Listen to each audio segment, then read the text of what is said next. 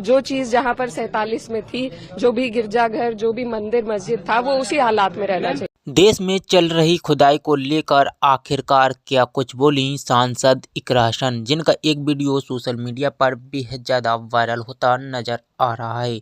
आपको बता दें, कैराना सीट की सांसद इकरा हसन ने साफ कहा है कि देश में तानाशाही नहीं चलेगा। जैसे 1947 से पहले के लोग जो बादशाह हुआ करते थे, वो अपनी मनमानी करते थे और वो किसी भी चीज़ को तोड़कर कुछ बनवा लेते थे। लेकिन वहीं अब देश संविधान के हिसाब से चलेगा, बाबा साहब के संविधान से चलेगा, ना कि देश में तानाशाही चलने वाली है। तो सबसे पहले आप इकरा हसन का ये वीडियो देखें।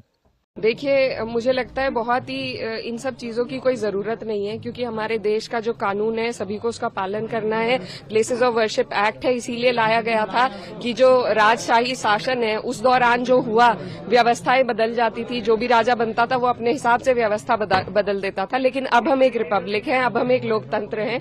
अब यहाँ पर किसी का राज नहीं है, किसी की तानाशाही नहीं है। तो अब जो नियम कानून किताब में लिखे गए हैं उसी हिसाब से सबको चलना पड़ेगा, संविधान के हिसाब से। और संविधान प्लेसेस ऑफ वर्शिप एक्ट है, तो जो चीज जहां पर 47 में थी, जो भी गिरजाघर, जो भी मंदिर मस्जिद था, वो उसी हालात में रहना चाहिए। जो यूपी सरकार के एक मंत्री हैं, वो जो मौजूदा सांसद हैं संभल के, उनके लिए कह रहे हैं कि अगर वो नहीं संभले तो आजम खान जैसा हाल होगा। उसी बयान को आप कैसे? देखिए, लगातार इसी तरीके से थ्रेट देने का काम खासतौर पर राज्य सरकार कर रही है। जो विपक्ष के नेता है उन पर झूठी कार्रवाई की जा रही है, तो ये इनकी नीति रही है हमेशा।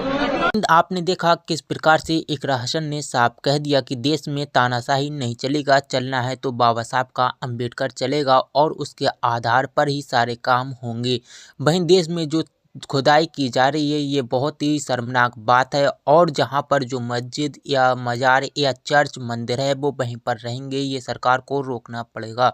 तो आप क्या कुछ कहते हैं सारे मामले को लेकर, कमेंट सेक्शन में बताना ना भूलना। मिलते हैं एक और वीडियो के साथ।